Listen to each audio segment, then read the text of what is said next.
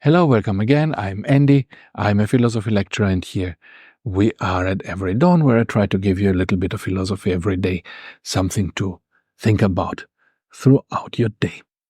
In the previous video, we just talked about love and about how our modern capitalist understanding of the world converts even love to a kind of commodity and an exchange value, where you're thinking of yourself as exchanging your own attractiveness, your own value for the perceived external value of another person, their attractiveness.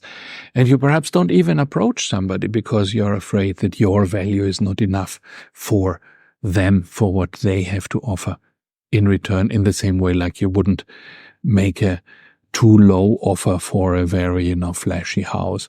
You would try to say, okay, if I cannot pay the money that this house is worth, then I don't try to offer anything at all. I just go and find another house.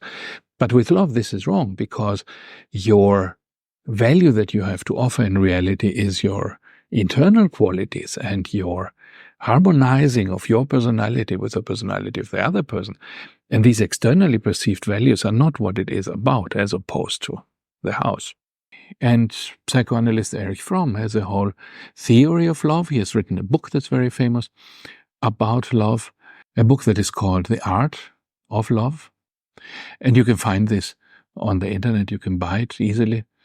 And this is a very interesting book because it shows how capitalism has influenced us in our relationships with love, and even more nowadays with those apps that emphasize this even more, right? The exchange value of a person as an object of love, rather than the deep connection between people. Now let me read you something that Fromm says about love in the mode of being, which is the opposite, which is love not as an exchange value, but as a connection between fully realized human beings. One thing Fromm emphasizes is that love is always conscious effort. It is not something that we fall into, like it's always in the romantic comedies, where somebody falls in love and then, magic happens and some stars and some little hearts fly in the air and then you have love. But what in reality happens is that you have to work on a relationship to another person. And this is love as conscious effort. And I will read you what he says. Erotic love is often confused with the explosive experience of falling in love, the sudden collapse of the barriers which existed until that moment between two strangers. But as was pointed out before, this experience of suddenly intimacy is by its very nature very short-lived. After the stranger has become an intimately known person, there are no more barriers to be overcome. There is no more sudden closeness to be achieved. The loved person becomes as well known as oneself. So he says what we find attractive in this idea of suddenly falling in love is this sudden disappearance of the barriers between people, which is very rare in our societies because we always keep people at a distance, even our good friends often. We don't tell them everything. We don't, we are not intimate with them in a bodily way.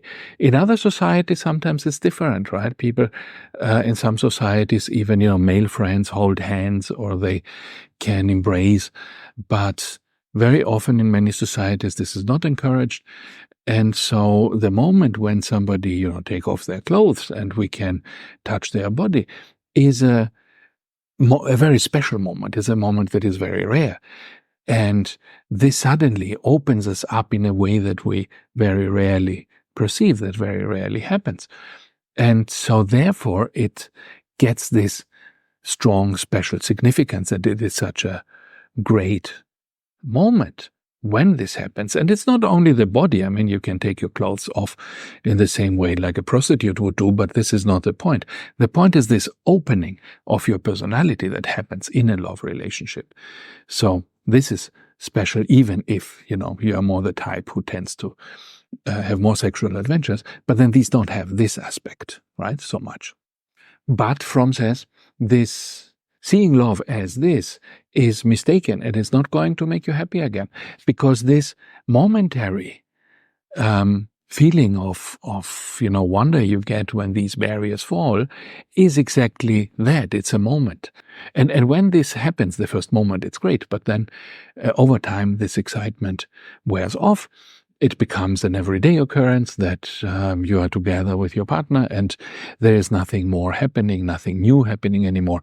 And then you're bored. And if your love was based on this special moment, then you need to search for another special moment with another person in order to relive this experience. And this is why we have these consecutive affairs that mean nothing. And so what should love be? If it is lived in the right way, if love is done in the mode of being rather than in the mode of having, if we don't consume our lover, but instead we try to be with them in an authentic way. Fromm writes, to love somebody is not just a strong feeling, it is a decision, it is a judgment, it is a promise. If love were only a feeling, there would be no basis for the promise to love each other forever. A feeling comes and it may go. But the promise to love each other forever stays because it's a promise. It's a decision I make. It's not only a feeling. And even if the feeling wears off over time, the promise remains and it binds me together with this person to whom I promised this. And this is, after all, the whole point of being married, right? It's not that it is only good for your taxes, but the point is that you have this promise that you will stay together. And interestingly, this leads Fromm to a conclusion that we would find a little strange today, but it seems to be correct from what I have seen in the literature, that arranged marriages sometimes can be happier than love marriages, just because in an arranged marriage, the importance of this promise is stronger. And an arranged marriage is based almost entirely on the promise that I will do what was arranged and that it will not depend on my spontaneous feelings. And so when there are no spontaneous feelings in the first place, then they cannot go away. And if they cannot go away, then this situation, this marriage, can be much more stable and perhaps even more fulfilling. And it seems to be true from what I read that arranged marriages have a higher probability of actually being happy because they are based on mutual respect, they are based on this feeling of responsibility, and they are not based so much on this transient, feeling that can just go away, this feeling of falling in love, which is very unreliable. But of course, this is all not only applicable to love, but you can also see it as something that applies to other areas in your life. Unfortunately, today we have very much of this falling in love with something, being passionate about something. Even things like, being passionate about YouTube, falling in love with a piece of equipment, of a camera or something, falling in love with making YouTube videos, falling in love with, ancient history, whatever it is, you can fall in love with everything.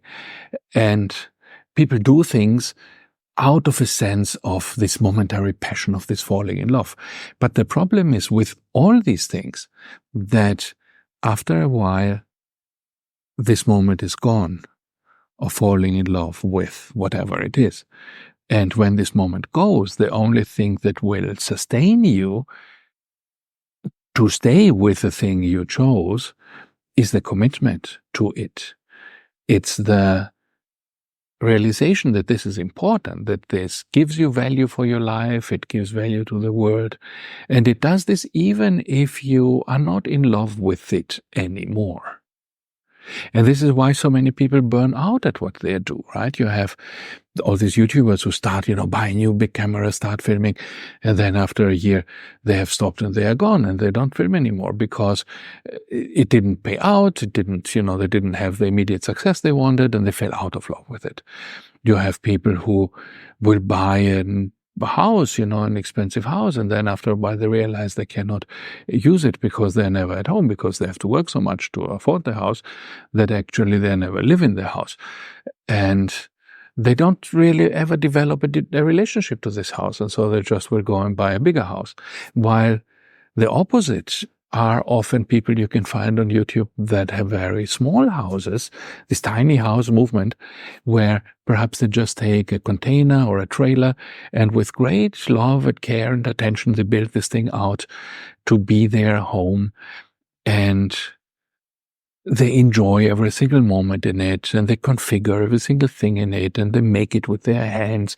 And so they have this deep relationship, this deep commitment to this way of living and to this particular home, which the person who just buys a 10 million house does not have, because they have not done anything for it. The same applies to pets. You have people who will buy a pet, and then after a few months will realize that the pet is a pain in the neck, and that it requires care, it requires all kinds of things, going out with it, feeding it, taking care of it, and they will abandon the pet. While, you have other people who will take care of a pet for the whole life of the pet. And this is the difference between, falling in love with something, doing something spontaneously because now for a moment you are, full of enthusiasm for it, and having a long-term relationship with something that is benefiting you and this thing you're passionate about. And so passion should be much less, like an explosion. It's more a slow burning fire, or perhaps even, some hot coals that keep on giving warmth forever. And so let's think about it, perhaps, where in our lives we have made decisions based on a rash passion that didn't pay off, and where perhaps we can still change these things and try to find something that we are perhaps less immediately, explosively passionate about, but where we have a more long-term commitment to something that can actually make us happier, and where the passion won't go away so quickly. Thank you, and see you next time.